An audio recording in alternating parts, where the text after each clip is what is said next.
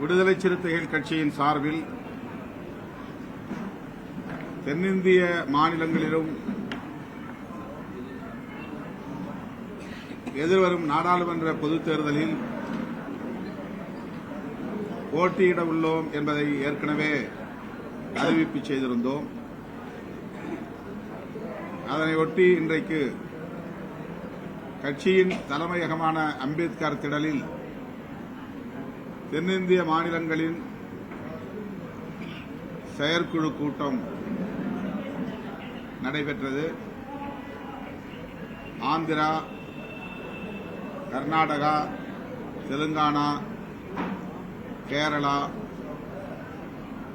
ஆகிய மாநிலங்களைச் சார்ந்த மாநில தலைவர்கள், பொதுச் செயலாளர்கள், இதர முன்னணி பொறுப்பாளர்கள் பலரும் இன்றைய கலந்தாய்வு கூட்டத்தில், செயற்குழு கூட்டத்தில் பங்கேற்றார்கள்.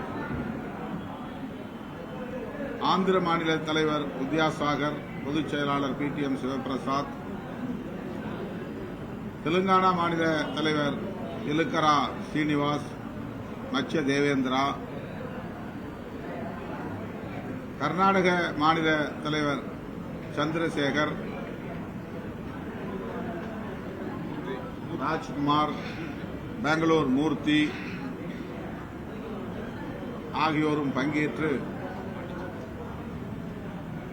தங்களின் கருத்துக்களை பகிர்ந்து கொண்டனர்.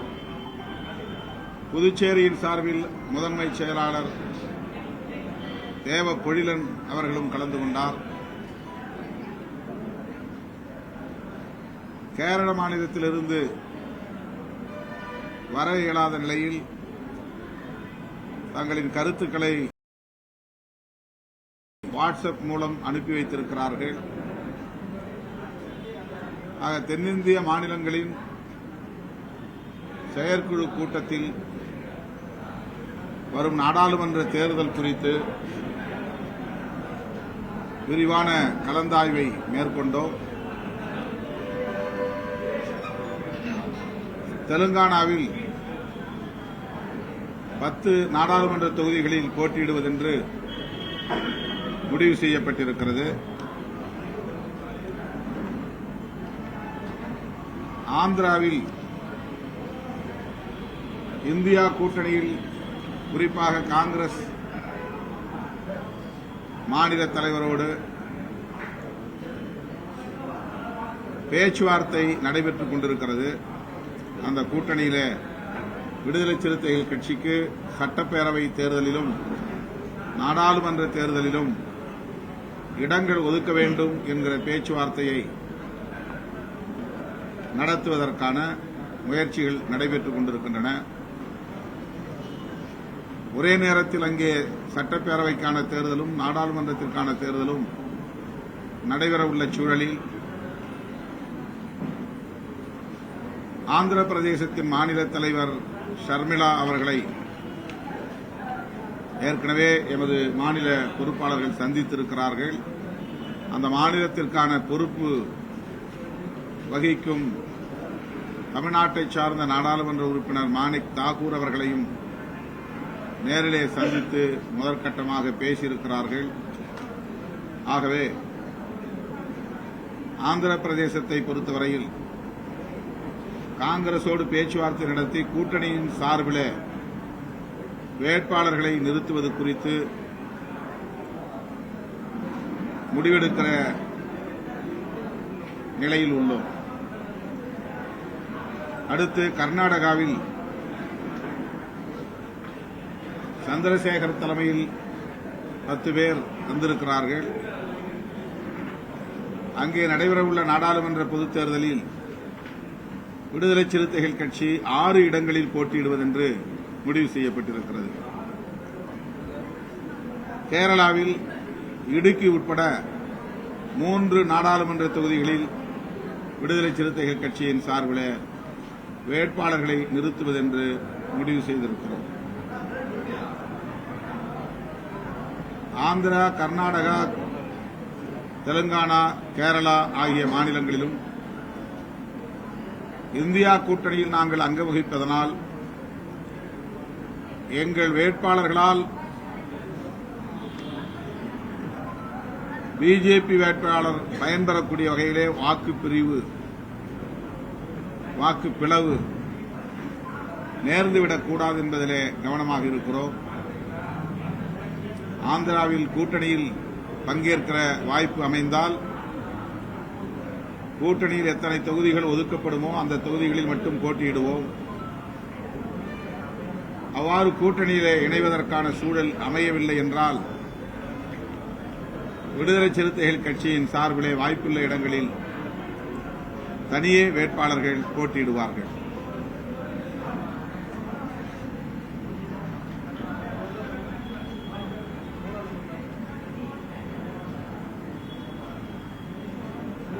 வருகிற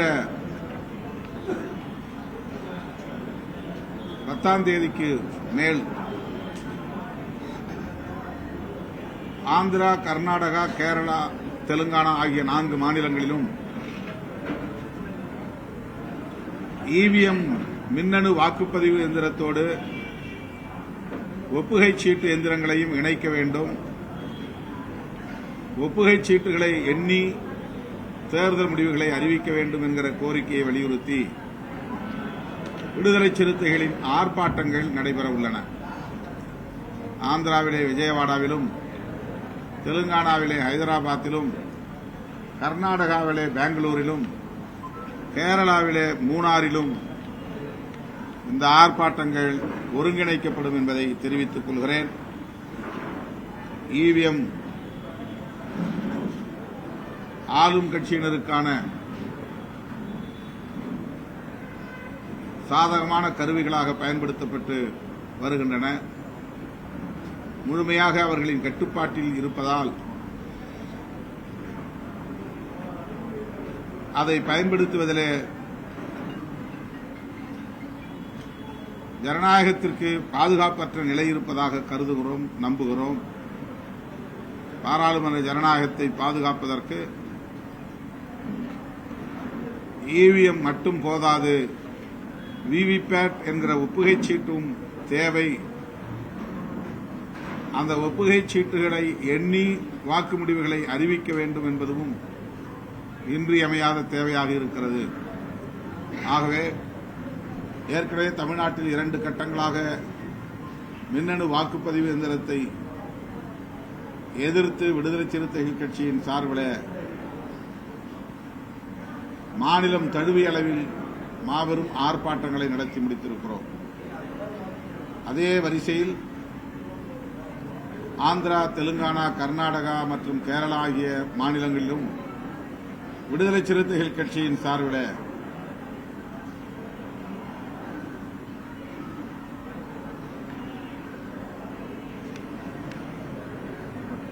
ஆர்ப்பாட்டங்களை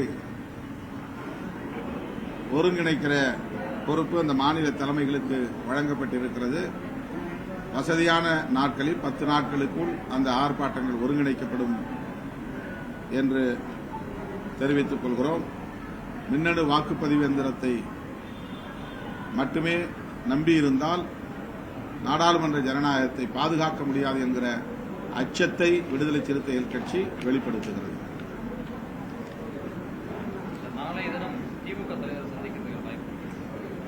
இன்னும் அதிகாரப்பூர்வமான அழைப்பு எங்களுக்கு வரவில்லை.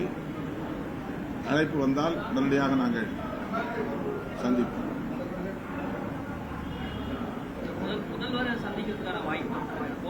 ஒரு வேண்டுகோள் வைத்திருக்கிறோம். வாய்ப்பு இருந்தால் முதல்வரை சந்தித்து பேச ஏற்பாடு செய்ய வேண்டும் என்று நாங்கள் ஒரு வேண்டுகோள் வைத்திருக்கிறோம். சூழலுக்கு ஏற்ப எங்களுடைய சந்திப்பு நிகழும்.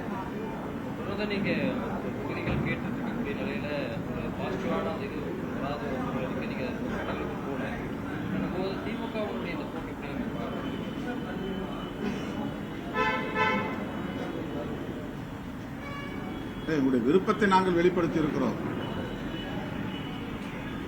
அது முதற்கட்டமாக நடந்த பேச்சுவார்த்தையில் நிகழ்ந்தது.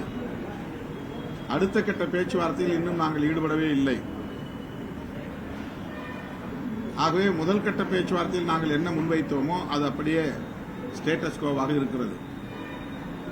நாங்கள் என்ன கோரிக்கை வைத்தோமோ அந்த கோரிக்கை அப்படியே இருக்கிறது. இரண்டாவது கட்ட பேச்சுவார்த்தையில்தான் சூழலுக்கு ஏற்ப எங்களுடைய முடிவுகளை எடுக்க நேரும். ஆகவே பேச்சுவார்த்தை குழுவிடம் இருந்து அழைப்பு வந்தால் நாங்கள் மறுபடியும் அந்த பேச்சுவார்த்தை குழுவை சந்திப்போம். தேவைப்பட்டால் முதல்வரையும் சந்திப்போம். கோரிக்கை ஒரு பக்கம் இருந்தாலும் இந்தியா கூட்டணியில பயணிப்போம்ன்றத நீங்க சொல்லிட்டீங்க. அப்படி பார்க்கும்போது அது திமுக ஒரு வேலை வந்து ஒரு பலகீனமா அவங்க பாக்குறாங்களா? இவர் இந்தியா கூட்டணி தான் இருப்பார்ன்றது ஏற்கனவே சொல்லிட்டாரு. அப்போ அந்த இடங்களை வந்து நம்ம ஏற்கனவே அவர்கள் முடிவு செய்த அடிப்படையிலேயே ஒதுக்க வேண்டும் அப்படிங்கிறதுல ஒரு இதா இருக்காங்க. எங்கள் பலம் குறித்து நாங்கள் தான் மதிப்பீடு செய்ய முடியும். ஆகவே எங்கள் பலம் எங்களுக்கு தெரியும் என்கிற நம்பிக்கையில் தான் எங்கள் கோரிக்கைகளையும் நாங்கள் முன்வைக்கிறோம். தேர்தல் ஆணையத்தில் சின்னம் தொடர்பாக நீங்க என்ன ஸ்டேட்டஸ்ல இருக்கு? அதே போல தென்னிந்தியாவிலும் அதே பானை சின்னம். ஆமா, எல்லா மாநிலங்களிலும் தமிழ்நாடு உட்பட பானை சின்னம் வேண்டும் என்று ஏற்கனவே தேர்தல் ஆணையத்திற்கு நாங்கள் கடிதம் தந்திருக்கிறோம். இன்னும் தேர்தல் ஆணையத்திடமிருந்து எங்களுக்கு எந்த தகவலும் வரவில்லை. பானை சின்னம் ஏற்கனவே நாங்கள் பயன்படுத்திய ஒரு சின்னம் தான். அது சுயேட்சை சின்னமாக இருந்தாலும் சட்டப்பேரவை தேர்தலில் விடுதலை சிறுத்தைகள் 6 தொகுதிகளிலும் பயன்படுத்தியது. 4 தொகுதிகளில் வெற்றி பெற்றிருக்கிறோம். ஆகவே மீண்டும் எங்களுக்கு பானை சின்னமே ஒதுக்கப்படும் என்கிற நம்பிக்கை உள்ளது. முன்னாள் அமைச்சர் ஜெயக்குமார் ஒரு கருத்து உங்களுக்கு அழைப்பு விடுத்திருந்தார். மீண்டும் ஒரு முறை அதை வந்து அவர் வந்தார் நன்மை அப்படின்னு சொல்லியிருக்காரு. அதை நீங்க ஏற்கிறீங்களா? எங்கள் மீதுள்ள கரிசனத்திற்கு அக்கறைக்கு அண்ணன் ஜெயக்குமார் அவர்களுக்கும் அதிமுக தரப்பினருக்கும் விடுதலை சிறுத்தைகள் கட்சியின் சார்பில் நன்றியை தெரிவித்துக் கொள்கிறேன்.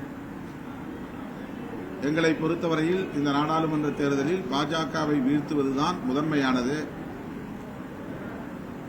தனிப்பட்ட முறையிலே எங்களின் விருப்பு வெறுப்பு என்கிற அடிப்படையில் ஒரு முடிவை எடுக்கிறாங்க. ஒருபோதும் முயற்சிக்க மாட்டோம்.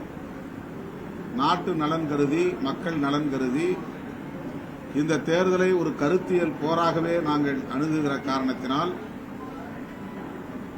திராவிட முன்னேற்றக் கழகத்தின் தலைமையிலான கூட்டணியில் நாங்கள் தொடர்ந்து 5 ஆண்டுகளுக்கு மேலாக பயணித்து வருகிற நிலையில் அந்த நிலைப்பாட்டிலிருந்து ஒருபோதும் மாறுவதற்கு வாய்ப்பில்லை.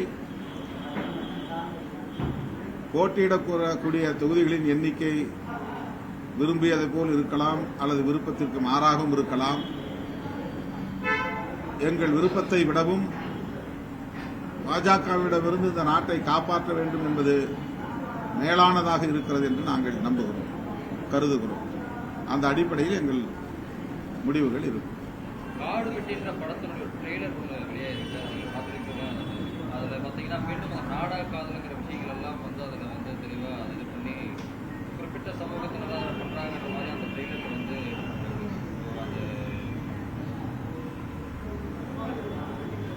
அதுபோன்ற